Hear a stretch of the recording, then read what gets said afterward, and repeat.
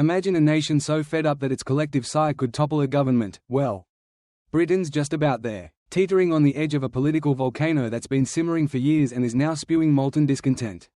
Over 2/3 of voters, from the windswept cliffs of Cornwall to the gritty streets of Manchester, have declared that the Labour Party, once the supposed champion of the working class, has lost its soul, no longer speaking for the butcher, the nurse, or the teacher struggling to make ends meet.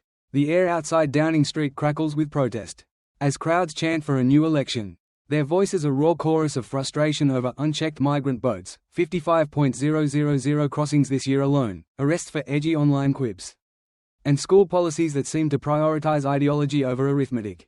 Nigel Farage, that polarising lightning rod of a man, has stormed the House of Commons like a modern-day Cromwell, wielding Reform UK's 74-seat majority, won with just 30.4% of the vote. Mind you, as a battering ram against a Labour government that's clinging to a measly 22.6% approval rating. Is not just stirring the pot, is upended it, tabling a motion of no confidence that sent Labour MPs into a tailspin. Their faces pale as the Speaker's gavel pounded futilely against the chaos of jeers and shouts of "resign" from the Reform benches.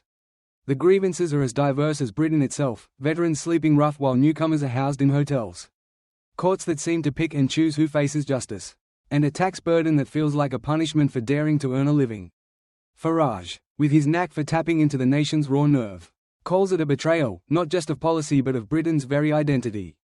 Is not asking for tweaks, he's demanding a revolution, laying out a constitutional manifesto that's less a proposal than a gauntlet thrown at the feet of the establishment, term limits for MPs, public referenda on immigration and justice, a veto on global treaties, the scrapping of unelected lords, and the power to recall any politician who's lost the plot.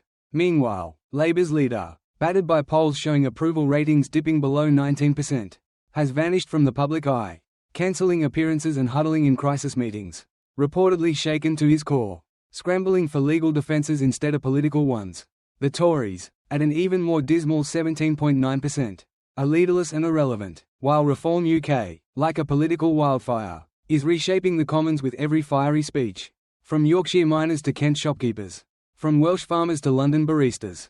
The message is clear: Labour's mandate is ashes, burned by a public exhausted by lawless streets, sanctimonious slogans, and a creeping sense that their country is slipping away. Social media inboxes of MPs overflow with rage, crime spikes, migrant chaos, and identity politics run amok, while Parliament itself, under tightened security, feels like a fortress under siege. The old order isn't just cracking, it's collapsing. And the elites, from Labour's war rooms to media boardrooms, are scrambling to contain a tide that's already swept past their defences. Farage isn't knocking politely, he's kicked the door in. And Britain, it seems, is ready to walk through.